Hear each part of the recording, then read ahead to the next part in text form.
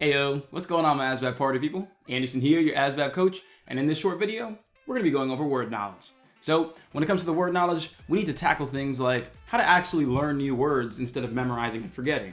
Another one, prefixes, suffixes, and root words. How to understand those and move forward the right way.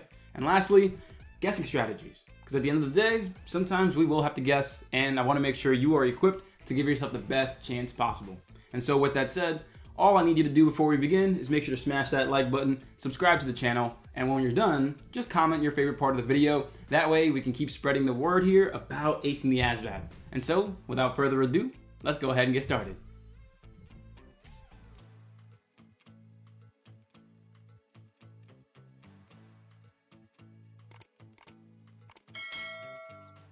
All right, so part one, learning new words. Let's go ahead and chat about this real quick, my party people. So when it comes to learning new words, I know a lot of people tend to go ahead and they try to memorize simple words and all these words that they come across, but they don't actually truly understand those words. So here's the difference. When you try to memorize something, just think to yourself, when I try to memorize something, typically what happens is, well, I might forget it in a day or two unless I'm really using it, right? But let me go ahead and fixate on that. Unless I'm actually using it. And so what I want to start off with here is we need to actually learn the words through understanding how they're used. Not just memorizing some flashcard, but actually learning. So these are the 3 steps you should always follow to learn any new word. I can promise you right now, if you take your time to learn the words like this, you're going to slowly but surely expand that vocabulary and give yourself the best shot to pass. So step number 1, when you encounter any new word, step 1 is going to be defining it. Can I define it? What does this word mean? And that's the step that a lot of people take when they're practicing, right? That's common sense. If I'm learning words, gotta know what they mean. But number 2 here though, number 2, well, do I know any other words that mean the same thing? Or synonyms. What are synonyms? What are the synonyms of this word? You need to understand not only what the word means, but what other words mean the same thing. Because think about it, on the word knowledge, typically the question is formatted as, this word most nearly means, and then they give you a list of other words. So think about it. You're gonna have to go ahead here and learn more words that mean the same thing. That's gonna help you identify those words. Long story short, first, define the word. Next, hey, what are synonyms? What are other words that mean the same thing? But lastly, this is where you truly expand your vocabulary. It's putting it to work, putting your knowledge to good use here by using that word in a sentence, 2 sentences, or more. And so, if you follow these 3 steps when it comes to learning new words, I can promise you right now, you are truly going to expand your vocabulary as opposed to trying to memorize some list of words hoping for the best. All right? And so with that said, let's go ahead and let's talk about prefixes, suffixes, and root words. So, these things are a pretty common thing in English language, and they're going to appear plenty of times. Now, if you ask me, your biggest focus for the word knowledge is going to be focusing on common words. Now, common words can have prefixes in them, root words, suffixes, of course. But the reason that I say study common words, I don't mean words that, oh, everybody should know. Not what I'm talking about. What I mean is we need to be taking a look at the words that appear in culture pretty frequently. So if there's a word that you've seen today in a news article or somewhere that you are like, okay, I recognize that word, but I'm not totally sure what it means, that counts as a common word. Again, common doesn't mean common to you, it means common in our culture. Does this word appear frequently in culture? We're probably gonna wanna learn it. So focus on those common words, and in those common words, you will find, again, prefixes, suffixes, and root words. So let's go ahead and go through some of these basic common ones, but I'm gonna leave it up to you to find more and keep learning those easy ones. So, starting off here with a prefix is basically an attachment at the beginning of the word. So if we look at some common prefixes here, we're gonna go ahead and have re, un, pre, dis, im, non, mis, and obviously by themselves, they don't look like they make a lot of sense, right? But I can tell you right now, there are plenty of words that use those prefixes. Let's just go ahead and start with re. Okay, let's talk about reopen. How about that? That's a word, right? So what does the word or the prefix re mean? Well, the word open means, well, open, to basically make something ajar. And then reopen means do it again, open the door again. And so the prefix re means again. And when you look at un, that means the opposite. So you can say I'm impressed or I'm unimpressed. Again, un is a negation. It basically turns everything off that's right in front of it, or it gives you the opposite feel. When you're looking at pre, the prefix pre means beforehand. And so I think you're starting to see that a lot of words use the word pre, like prepare or premonition, things like that. And so what we want to do here is understand these prefixes, understand suffixes, understand root words. And so I'm not going to get too into it in this video. I will expand upon this in another one, but you want to make sure you understand what the definitions of these prefixes, suffixes, and root words are, because plenty of words can be derived from them. All right, look, so if you like Chipotle burrito bowls, then you are going to love my ASVAB program. So go ahead and text trial to 833-321-0182, and I'm going to show you how to raise your score the right way. So you won't have to pay a dime, you won't have to put your credit card in. All you have to do is confirm your email and phone number, and you get access to all of my classes for a full week, all the recordings, over 500 available, over 20,000 practice problems with step-by-step solutions, and everything else that comes with the program. There is no reason why you shouldn't take advantage of this, because I'm here to show you that raising your score and getting the job you want is not a fantasy. It can be a reality if you're willing to work hard. So go ahead, sign up now, and I'll see you there. All right, and so with that said, let's go ahead and go to our next part here, guessing strategies. Because at the end of the day, let's think about it. Are we always going to know the answer? Are we always going to have it right there, understanding exactly what it is? No. And sometimes we've got to take a guess. And on the ASVAB, given that you have 4 choices and you don't get penalized for getting a question wrong, you might as well know how to guess. And so let's go ahead and take a look at guessing strategies here. And it's going to involve prefix, suffixes, and root words. So the first try here is, again, go ahead. If you can, if you see any, do you see any prefixes? Do you see any suffixes? Do you see any root words that you know belong there, that you know have a definition in that word?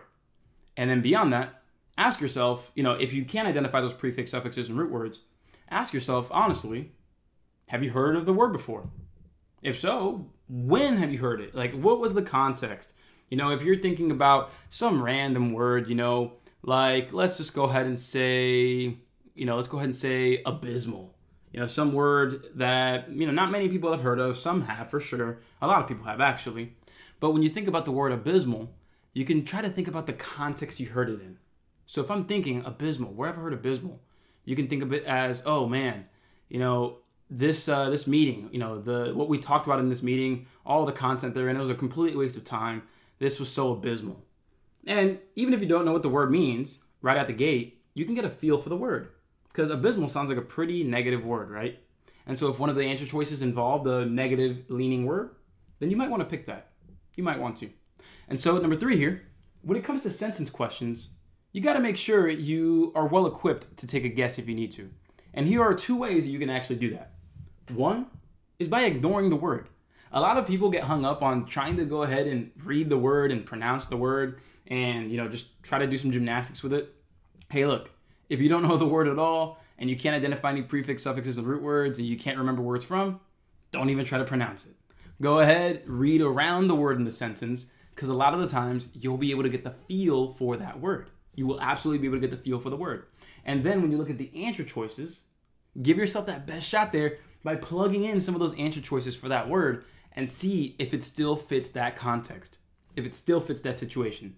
So don't worry, we're going to be practicing plenty here. We're going to get plenty of practice. So let's just go ahead, move forward here, and look at an example. So, portable most nearly means what? So, when you think of the word portable, even if you didn't know what it means, you got to ask yourself this. I know that the suffix able, right over here, able means able to be something, right? It has the capacity for something. But then when you think about the prefix port or the root word port, you may be looking at that and saying, hey, port, basically you can think about that like portable, porting, porter. Someone who is, something that's carrying something, a carrier. So when you think of portable, you're basically saying this is able to be carried. Because if the word port, to port something means to carry something, then portable means it's able to be carried. And so because of that, you can look at the answer choices here, A through D, and you're looking at movable like, yeah, that's pretty much it. And it absolutely is. It absolutely is. And so, with that said, let's go ahead and look at an example without a sentence again. Oh, well, here are the answers, actually. And so we have A, it's movable. And here's something that I want you to do moving forward. One thing I definitely want you to do here is make sure that you try to define the word every single time. After every practice problem, define the word. Here, portable means easily carried or moved. And then the root word port means to carry. And so, once you have that down, then give yourself some synonyms, try to use it in a sentence or two. You don't need to write it down always, but it does help. So, with that, let's go ahead and take a look at a sentence example. Let's go. So, the sentence reads, the downsizing will require several hapless layoffs. Hapless most nearly means what? So, when you go ahead and look at the word hapless, you may be thinking, okay, I don't know what it means. What can we do? And that's fair. That's fair. But I did notice that there is a suffix in hapless. When I look at the word hapless, I see that the suffix less is at the end. And less pretty much means without. Without. And I know a lot of people might want to look at the prefix or the root word hap and think like happy, right? Or successful, or kind of like, lucky and stuff like that. That's fair to say. So if you think about it that way, when you think about hap less, so less meaning without it, that sounds like it's saying without happiness or without luck or without success. That's a good way to think about it. Another way you can look at it, don't read the word hapless. If you're struggling with that, don't read it. Just read around it. Okay, the downsizing will require several blank layoffs. Okay, then let's go ahead and try to plug in some words and see if that works. Again, you have about 30 seconds to do this, and so it's very, very, very important that you pick a strategy and you go for it. So here, okay, the downsizing will require several clumsy layoffs. I don't think that the layoffs are going to be accidental, so I don't think that fits. I don't like that word. B, the downsizing will require several crafty layoffs. Crafty? I don't think layoffs are crafty. Maybe if you mean like, being strategized and things like that, maybe that might fit, maybe, but I don't see it quite yet. So I'm not gonna really dismiss this answer yet. Let me go to C first. Okay, the downsizing will require several alert layoffs. Doesn't make sense at all to me, nope. And then when I look at D, the downsizing will require several unlucky layoffs. That is the winner for me right there. Yeah, if we have to downsize the company and we got to get rid of people, some of these people are going to be unlucky. And for me, that's it right there. I look at the answers. Yep, D is it. And the definition of hapless means out of luck, or without luck, or unfortunate. And if you look at both of those words, unfortunate. Prefix meaning not fortunate, so not fortunate, or hapless. And so I hope you're starting to see the use of this, really. Using these strategies, if you need to guess, making sure that even beyond the practice, you're still learning these words. You got to give yourself the best shot of success here. And so, moving forward now, I want you to try some of these problems here. I want you to try some out. So I'm going to give you a count of 5 seconds to pause the video. That way you can try it out, and you can pause it, and then I'll keep going forward. So I want you to try this first one. Here we go.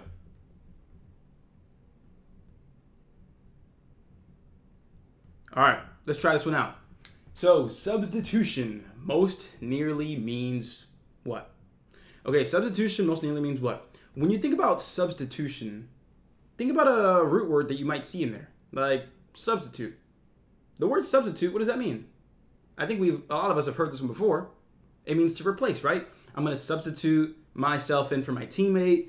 I'm going to use a meat substitute for my burger. You can think about it so many different ways, but at the end of the day, substitution basically means replacement. And, now that we look at the answers, there it is right there. And so again, I know this one was a pretty straightforward one. And whenever you get the chance, again, think about where you've heard that word before, how you recognize that word, any images that come to your head, and then pick the answer that's appropriate. Because the answer is C, replacement. And so the definition of substitution is exchange or swap or replace. And so here, in a sentence, again, helping you learn all 3 different ways, in a sentence, there wasn't any more sour cream, so we used Greek yogurt as a substitution. There you go.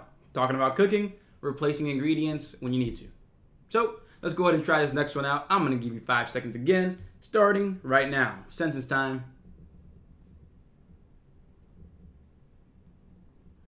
And so making it this far in this video, I'm going to go ahead and say it's safe to assume that you like the way I teach. And that's the truth for a lot of folks here. So if you want to learn more about my program, where you can get all of my practice questions, including 15,000 that'll help you succeed with step-by-step solutions, a lot of them having video solutions, then go ahead and reach out to me. That way you're not stuck in the same loop that so many people are stuck in with retaking the ASVAB over and over again when the solution to getting a higher score is right here in front of your face. Again, go ahead and text me, ask me about my full program, or click the link in the description to learn more about it. But at the end of the day, sign up, get the score you want, and that job you deserve.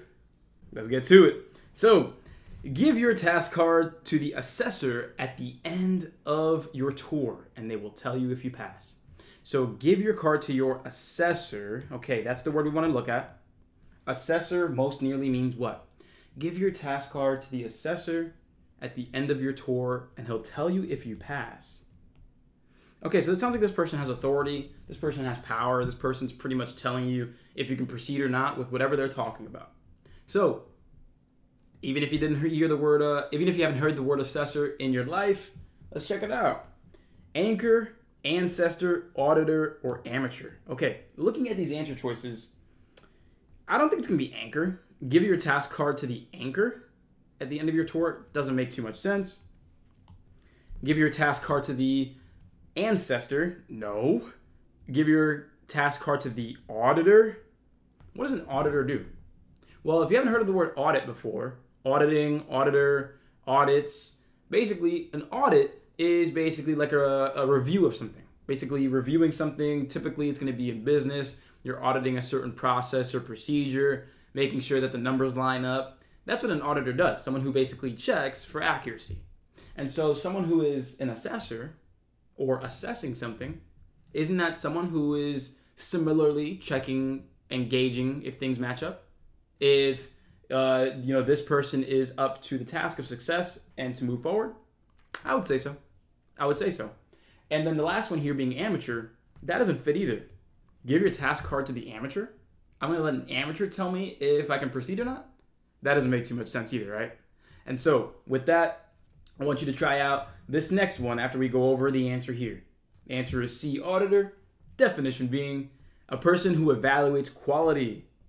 Yeah, that's an auditor. That is an assessor, absolutely. And in a sentence, the assessor will measure if we qualify to compete in the next set of games. Booyah. Sounds good.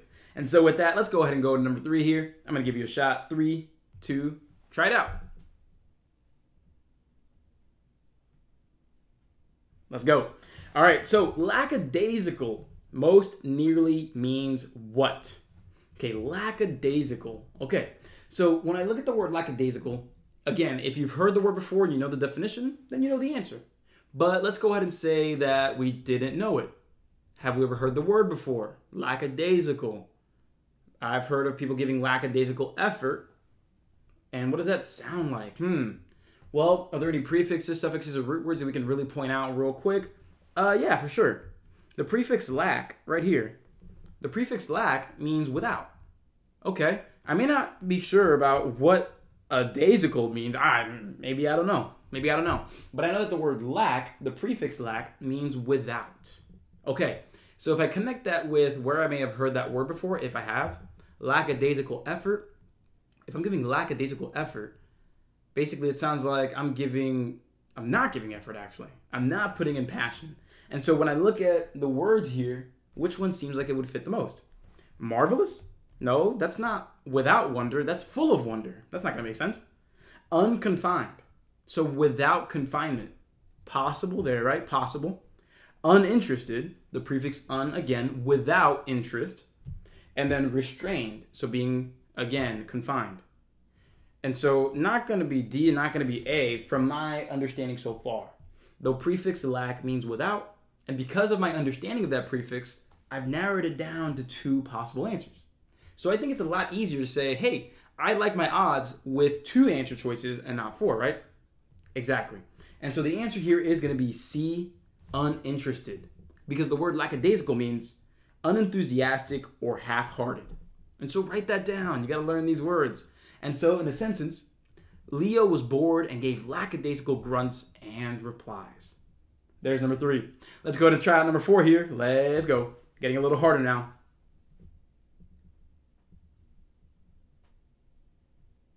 Let's go ahead and get to it. So, I like to cache all my tickets and stubs to shows and revisit them sometimes. So I like to blank all my tickets and stubs to shows and revisit them sometimes. You saw what I just did there? I ignored the word.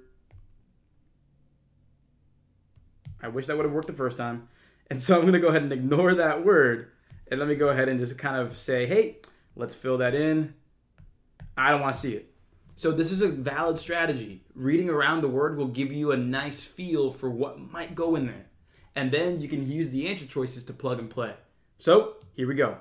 I like to blank all my tickets and stubs to shows and revisit them sometimes. So if I'm going to be revisiting something, I think it's fair to say that I have kept it. So I like to keep all my tickets and stubs to shows and revisit them sometimes. That makes a lot of sense to me, at least, right? And sometimes you want to trust your instinct there. You want to give yourself the shot to trust your instinct. And so looking at that, cache most nearly means seize. I like to seize all my tickets. Okay. I like to accumulate all my tickets and stubs. I like to honor all my tickets and stubs. I like to interchange all my tickets and stubs. Okay, I can tell you right now that I don't like D at all. I'm not interchanging my tickets. I'm keeping them. I'm not honoring them. I'm revisiting them. Yeah, maybe I'm keeping them for other purposes besides honoring. I don't know if honor fits perfectly well there. But then I'm looking at A and B. I like to take, so seize or seizure of something, you're taking, typically forcefully. I like to seize. I like to take all my tickets and stubs to shows and revisit them. Or I like to accumulate. I like to gather all my tickets and stubs to shows and revisit them sometimes. So if I had to take a guess, if I'm running out of time, I'm going with B. I'm going with B. My answer here, I really, really, really like accumulate. And when we check it out here, yeah, the answer is B. It's going to be accumulate. So let's go ahead and check things out here. The word accumulate, or the word cache, means hoard or store. A lot of us have, everybody who uses a computer has a cache in their browser. That cache saves information that's relevant to how you've been using the internet. And so a cache is essentially an accumulation. And again, mean the same thing there. And so looking at it in a sentence, Fernando seemed to cache all his cigarette butts in his cup holder and never anywhere else. So he seems to accumulate his cigarette butts in that cup holder and not anywhere else. And so let's go ahead and move forward into number 5. Let's go ahead and get started here. 3, 2, try it out. Let's try it out here. So the word intrigue most nearly means what? So intrigue most nearly means what? Let's think about that. So intrigue. We may be thinking about intriguing, right? You may be thinking of, oh man, I have this really intriguing idea. It sounds like we're saying interesting, right? So let's see which one of these might fit the best. Enigma, origin, conspiracy, or entrapment. So this is one of those situations where, hey, if we knew the word, we'd have an easier time, right? But we thought of the word interesting or like an idea, right? And when we think about intrigue, again, intriguing, ideas, interesting, which one of these sounds like it's even close to an idea or even close to interesting or something being thought out? A conspiracy. It's a conspiracy. And this one's definitely a reach. Definitely a reach, right? You know, the word intrigue means plotting or planning. So when you think about the actual definition of the word intrigue, it's actually not too far off. Because a conspiracy is basically like a plan, but it's typically regarded in a more negative light. Like, oh, a conspiracy to murder or a conspiracy to overthrow the government or something like that. So a conspiracy is typically taken in a negative light, where intrigue is pretty much just like, no, you know, something that's interesting, something that's, you know, an idea that's there. And so, yeah, they are similar in the sense of their definitions, but not in their emotional context. But that's okay, because you're always, again, trying to find the nearest definition. And there we have it. And so, in a sentence, what lies behind the wall is nothing but intrigue for those wicked enough. Ooh.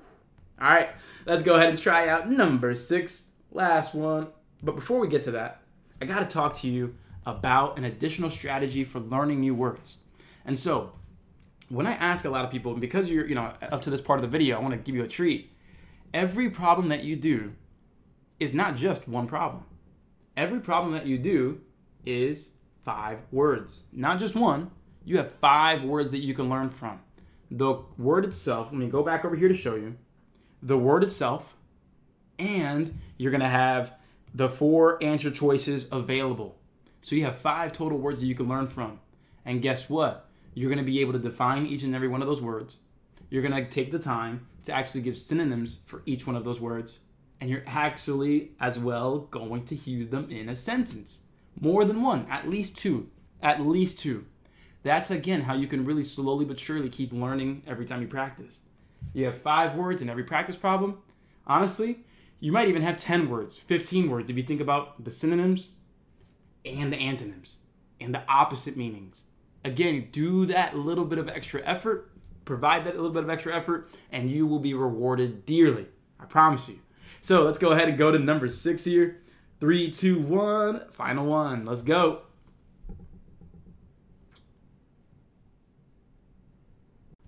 Remember, my ASVAB party people, the word knowledge a lot of the times feels like a game of chance no matter how much you study.